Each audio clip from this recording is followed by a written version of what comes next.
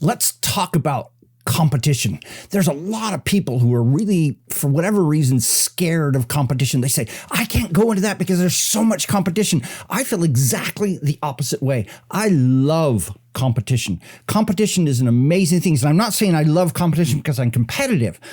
I'm saying I love the fact that there is competition out there because there are 5 specific ways that you can use competition to actually grow your business. And I'm not going to say anything about, hey, the more competition, the harder you work, those kinds of things. No, these are 5 very specific things. Number 1, competition is proof that it can be done. So when you look and you think you're starting a business, thinking of doing a course, thinking of doing a program, whatever, and you see, oh, there's all this competition out there, and you go, oh, I can't do it because there's all this competition out there. No, it's actually proof that this can be done, that it's a good idea, that there's money being made. That's exactly what I'm looking for. In fact, whenever I come into something and there's no competition there, it's like, oh, no, run away.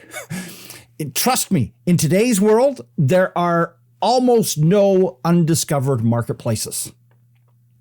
Somebody's trying it. Somebody's tried it. If they failed and everybody left and there's no competition there, that's actually a bad sign in the industry. You want something where there is good, healthy competition. Number 2, competition is an amazing source of data and inspiration. So one of the cool things about what we have in today's world is that we now have access to data, specific data on our competition and what they're doing that we've never had before. So think about this. Go look at their YouTube channel. You can not only see every single video that they've posted to that YouTube channel and get ideas and inspiration from them, but you've got numbers. You can actually see exactly how many people viewed every one of those videos. So you can say, oh, this one's popular. I probably ought to create a video about that subject, or maybe write an article about that subject, or send out an email about that subject. You've got data that they are giving you. While we're at it, hey, let's look at Instagram. Same kind of subject there, where you learn things by watching their Instagram posts. Their blog posts are oftentimes places where one of the coolest things is when you've got a competitor who is actually doing data research and figuring out what, and then all you have to do is go do what they're doing, and you don't even have to do some of the key data research. Next is their podcast. Because the cool thing about podcasts is that podcasts are totally available. You can go listen to them. You can learn. You can see where their minds are at, where their strategy is at, what they're working on, and you can become immersed in the way they think. What a powerful thing you've never been able to do in the past. There's a program called Ahrefs. We call it Ahrefs in the industry. SEMrush, Uber Suggest are all programs that allow you to be able to do things like put in their domain name, and it'll tell you exactly, and it'll give you a very good estimate how much traffic they're getting, which pages they're getting traffic to. So you've got amazing data on there where you can go in and actually drill into what would probably be normally considered private information. So you're aware they have that same data about you. Your competition can look at that same thing. But hey, as long as the marketplace is there, as long as that's there, let's go look at it. Third reason, competition can potentially, not every single time, give access to their customers and potential customers. Wait a minute, how's that work? Can you go like buy a list of their customers? Well, generally you can't, because they see that and they won't let a competitor get that. But you can do things like go in and target ads at people who are part of the groups or interested in your competitors' products, Facebook groups, videos, those kinds of things. And while we're at it, hey, you can go into Google and actually buy their brand name. In other words, you can run ads on people who search for their brand name or their products' brand names.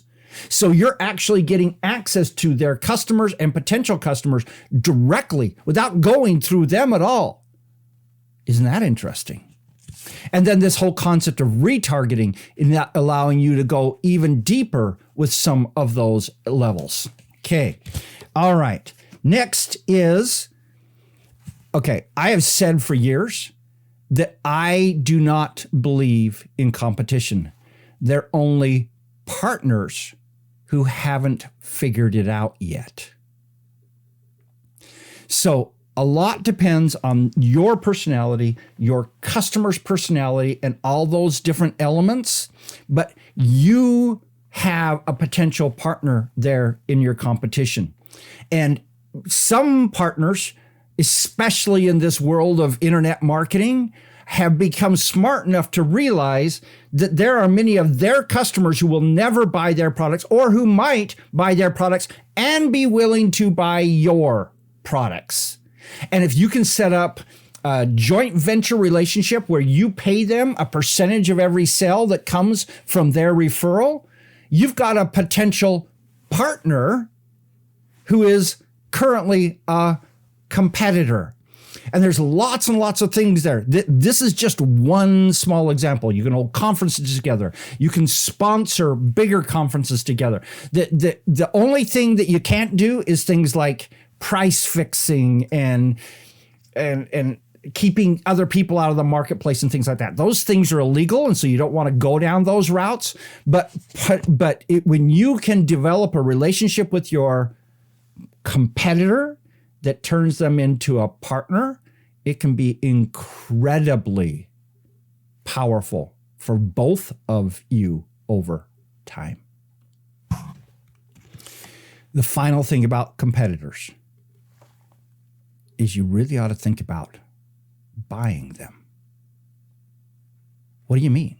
Well, a competitor has gone out, taken your market, the people you want to attract, and built their own business around that. They've got people that they're on their list that they advertise to, that they have in databases, that have loyalty to their brand names, all those kinds of things like that. And sometimes those competitors are ready to retire. They're tired. They haven't figured out how to market well to that customer group, whatever that is. Those are wonderful opportunities for you to just buy their business, get all those customers, get all those products, get those brand names, get their websites, get their brand recognition, everything. Because almost all of the people who are listening to this have competitors who would love to just exit the market. And if you gave them $3,000, $10,000, they'd happily give their entire business over to you because they're ready to go on. They're ready to retire. They've never made the money that they dreamed that they would, whatever it is. I invite you to think about that and to strongly consider buying somebody next year. And we'll have more conversations about that. So when it really comes down to it, it's this. Don't fear your competition. Embrace the fact that you have competition. Use the power of competition, this proof that it can be done, the data and the inspiration that comes from that, the access to their customers, the potential access to be able to do something in terms of a partnership with them, and potentially someday even buying them. When you put all those together, hey, competition is not something to fear. It's something to absolutely embrace. How do you feel about your competition? Oh, I'm sorry. One other concept about competition. Let's say you're a little teeny tiny company and you look out and your competition is General Electric or Ford. That's not really your competition. Your competition is other people who are at a similar level to yours. Don't necessarily always be thinking about the competition as the person who's the huge one in the marketplace. Define your competitive set as people who are somewhat close and just above you in your competitive set. So let's say, for example, that there is a behemoth in the industry. Let's say you're in the coaching industry. There's a behemoth in the industry who has 2,000 coaches and 40,000 coaching clients. They're not your competition. Your competition is the local person who's right around you. So another key element of this is define your competition appropriately so that you don't just always feel helpless about it. Okay? So tell me about your competition. What's your attitude about your competition? Have you ever talked to your competition and said, how can we work together? By the way, that's a really powerful thing. Whenever I meet a competitor, like at a conference or something like that, I always say, hey, let me buy you lunch.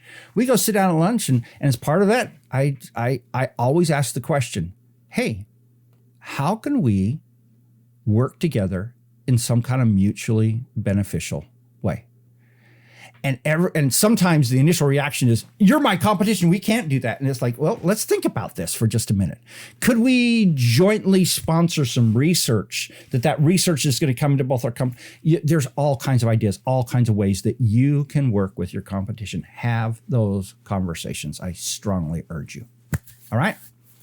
Let me know your thoughts about all this in the comments. And please don't be afraid of your competition. Go out and embrace the fact that you have them and use it the best way you possibly can. This is Don Crowther saying, just go do this stuff.